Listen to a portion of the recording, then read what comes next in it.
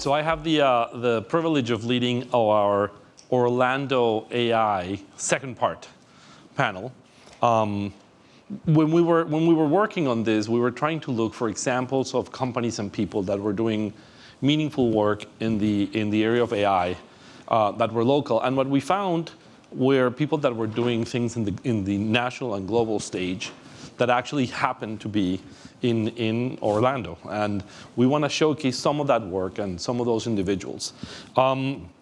Because not everyone knows what people do. I'll go around and ask each of our participants a little bit about themselves and what they do. So let's start with you, Jason.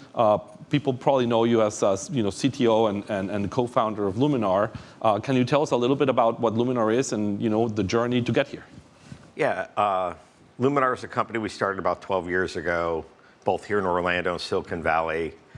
We develop LiDAR, light detection and ranging, specifically focusing on the automotive market.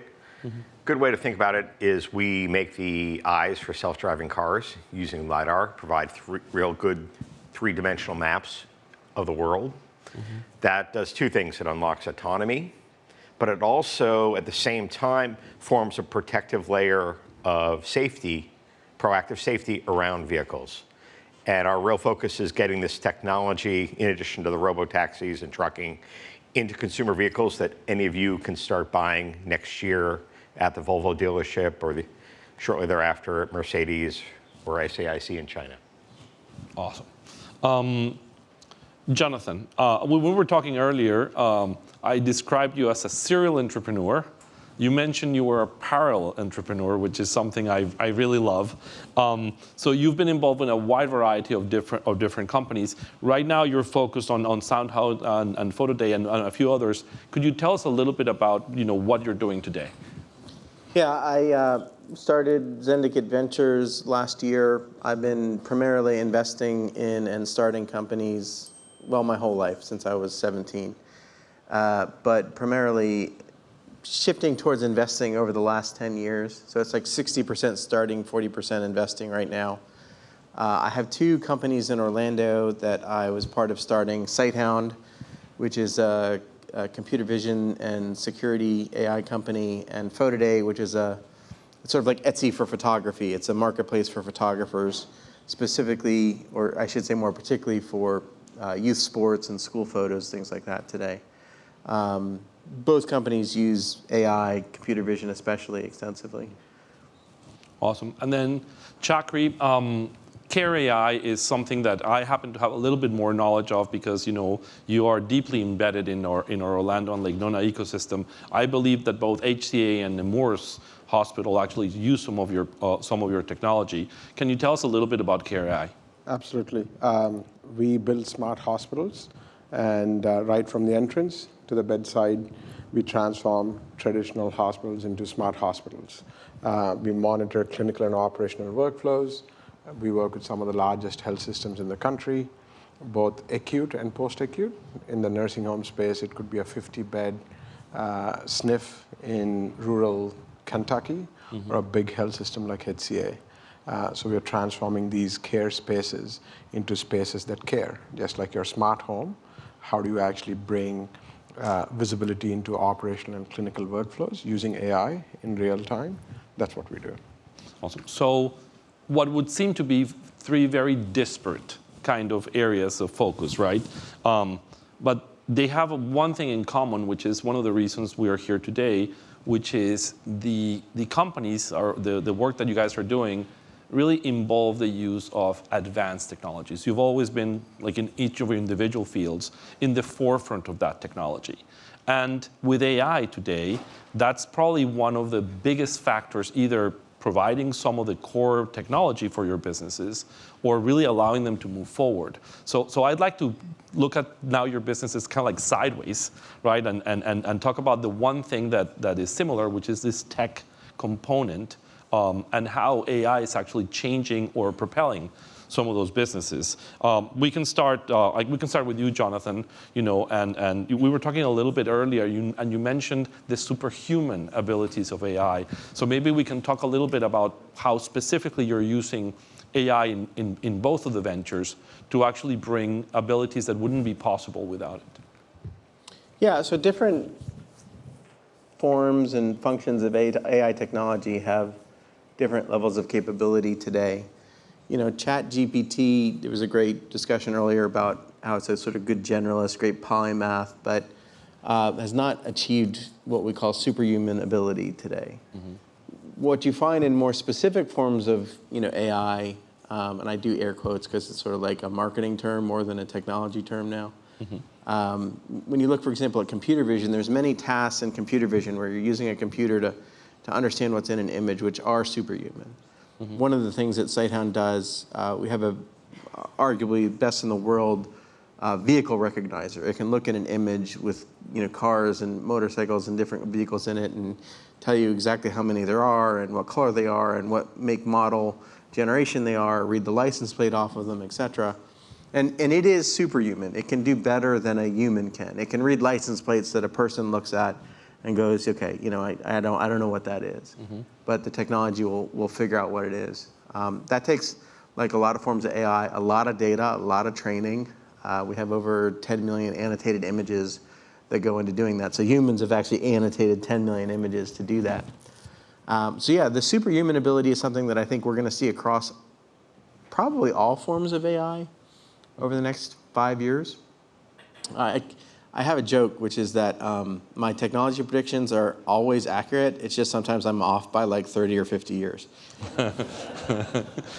So don't take that 5-year thing, like don't go to the bank with that. But somewhere between 5 and 50 years, I think we'll see that AI achieves superhuman capabilities across the board.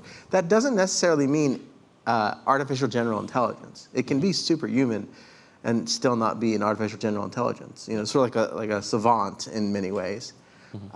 So yeah, I think superhuman capability is core, and I think we're going to see that more often. Wonderful. So part of what Care AI does, Chakri, is actually also use vision and use some of the technologies in that, let's call it stack of the technology world. One of the things that we have found is as you were mentioning, Jonathan, AI. We are talking a lot about it in the news. We're talking a lot about it in the general discourse that we have. But the core technologies have been around for a very long time, and we've had big companies rise and fall actually from that technology. How are you using both those, let's call them superhuman capabilities, but then other things that Care AI is doing to elevate patient care and elevate safety and all the other things that you guys do in hospital and other healthcare environments? Absolutely. I think to echo what Jonathan was saying, we do leverage computer vision as one of the modalities.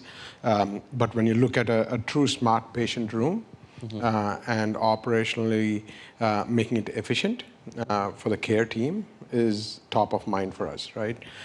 As AI evolves, you'll start to see, just like insurance companies, in healthcare, insurance companies will start to enable different rule sets, if you will, saying, hey, if you're going to do a CT scan or an MRI, you have to pass it through an FDA-cleared AI algorithm, right? So you'll see a transformative change that will happen in the next 5 to 10 years, or maybe faster.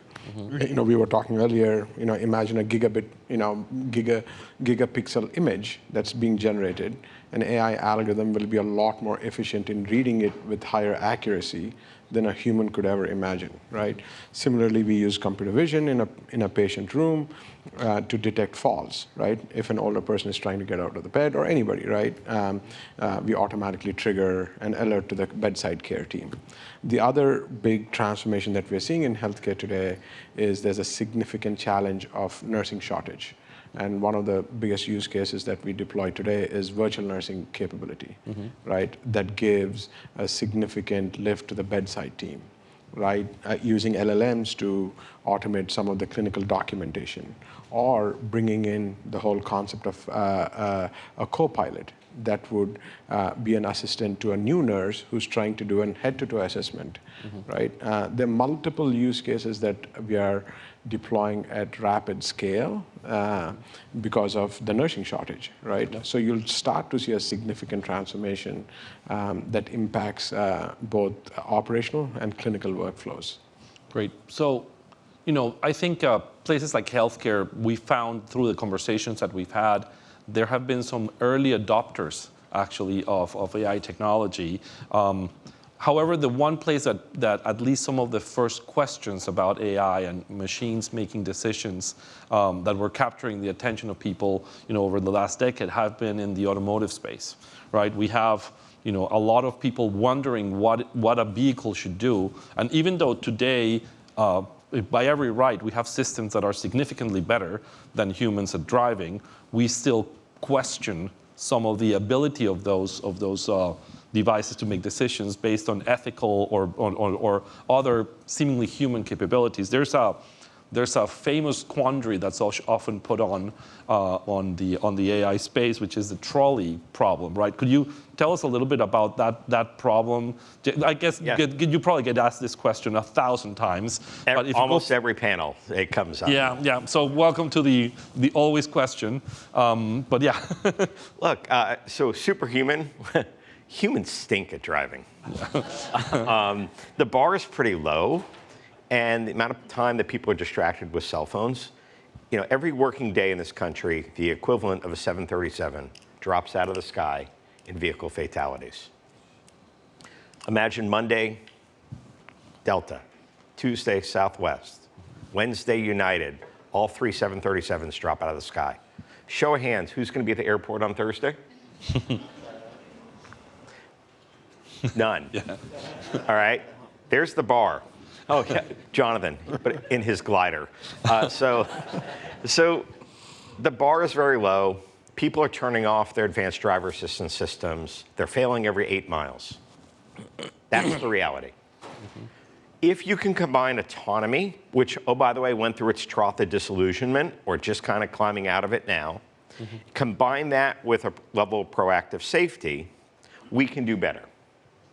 Like I said, that bar is low. But what do you need? You need really good, high-quality data, garbage in, garbage out. At the end of the day, we drive cars with a pair of stereo cameras and a 15-watt biological computer every day. Not so well, but we do it every day. And the reason LiDAR exists, and the reason we're doing LiDAR, is because the compute, the AI, the algorithms cannot yet match that of what's required for a human to operate a car. It's that simple. So I get asked the trolley car question all the time. Can you reiterate it, though, for people that may not? The trolley car problem is trains going down the tracks. You've got to hit a lever. Do you go left and hit, the 2 pedestrians going across, or do you go right? And I love the analogy to hit a school bus full of nuns. Which one do you do? And I think it's a false question. Because the way cars and technology are, you can't even see the switch until it happens. Humans do 2 things. They slam on the brakes or they swerve. We can have the conversation all day. Do the 2 things. That's what's going to happen when something happens right in front of you. But what if, with computers, with good 3D data, with an algorithm where you're monitoring what's going on around the car, there's a third option, which is slow the car down safe enough from 75 miles an hour to 43.2 miles an hour for 2.6 seconds for that semi to pass you, and then you change lanes. Most humans can't do that, but with artificial intelligence, real machine learning, neural nets, classification, segmentation, understanding the road surfaces, understanding lane markings, that car can now make a superhuman decision. And that's what we're going for over the next 100 years. We want to save 100 million lives and give people back 100 trillion hours of time. So superhuman. I like that piece. Now, as human, and as the carbon life forms that we are, I think we're going to have to do a lot of things to adapt to this world where some of the things that we consider innately human, which for some reason driving falls into it, which doesn't seem to amaze me, we're going to have to adapt to that. Could we very rapidly, like a couple of words, talk a little bit about what you see as the biggest impact on humans for the superhuman abilities that technology brings to us? Chakri, if you want to start, put you on the spot. I think from our perspective, from KRI's perspective, the fundamental way of how care is delivered within the four walls of a hospital or nursing home will be transformed forever with the power of AI. With everything that's going on with staffing shortages and the ability to have access to information in real time is not common in healthcare, right? And we talked about garbage in, garbage out. You will have more clean data than dark data in healthcare that'll save huge cost savings and lives. Wonderful. Jonathan? For the love of God, I'm hoping government. I can't think of anything more inefficient and more potentially getting an advantage from automation and better intelligence. So yes, hopefully in the government. And I'm bullish in two areas. I'm not so optimistic about our ability to fix government.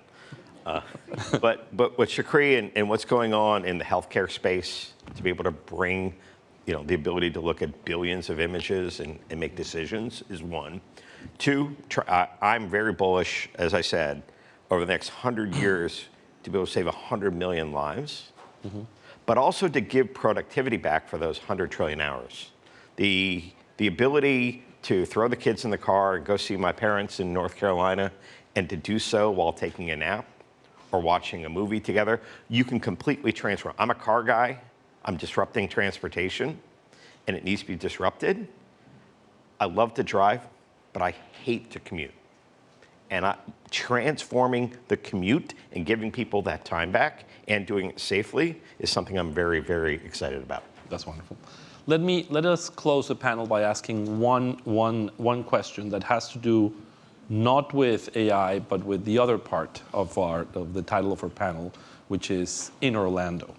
When people think of Orlando, I don't think AI is the first thing that comes to mind yet, right? We're working on it, or at least advanced tech. For me, it was growing up. It was a combination of Disney, the parks, and space. But if we can go very quickly and talk a little bit about why Orlando and why are you making bets of keeping yourselves and your companies in this region? You want to start, John? Yeah. As we're out raising venture capital, every single investor asked the question, why Orlando? And it wasn't a good question. It wasn't, oh, how great. It was, why aren't you in the Silicon Valley? Why aren't you there? And we were. Our software team, the deep learning, all the machine vision, all that was in California. But the hardware was here because the core technology to make the eye-safe LiDAR that we have and to build it from the chip level up was born in Orlando. And so that's why we made the decision to be here, and it ended up being our secret weapon. Jonathan? Yeah, Orlando's just a very efficient place to do business. I've been out in Silicon Valley. I've built companies out there. I've bought companies in Beijing, in Germany, in France, in the UK. It's just very efficient to do business here. The second thing, I think, specifically talking to what all three of us are doing, UCF is one of the best graduate computer vision programs in the world. It's certainly the #1 computer vision program you didn't know was one of the best computer vision programs in the world. There's an excellent school out there. Our entire computer vision team is all UCF graduates. So in this specific case, it's just the efficiency of Orlando and the skills that we have in computer vision. And the same in the photonics program, which brought me here for my PhD. Same thing. I went to UCF just like these two other guys here, and been in Orlando 30 years, and this is my 4th company here. There's a great ecosystem for healthcare innovation that we leverage, and that's why Orlando. Wonderful. Well, thank you very much, and we hope to hear more stories about the great things that happen in Orlando.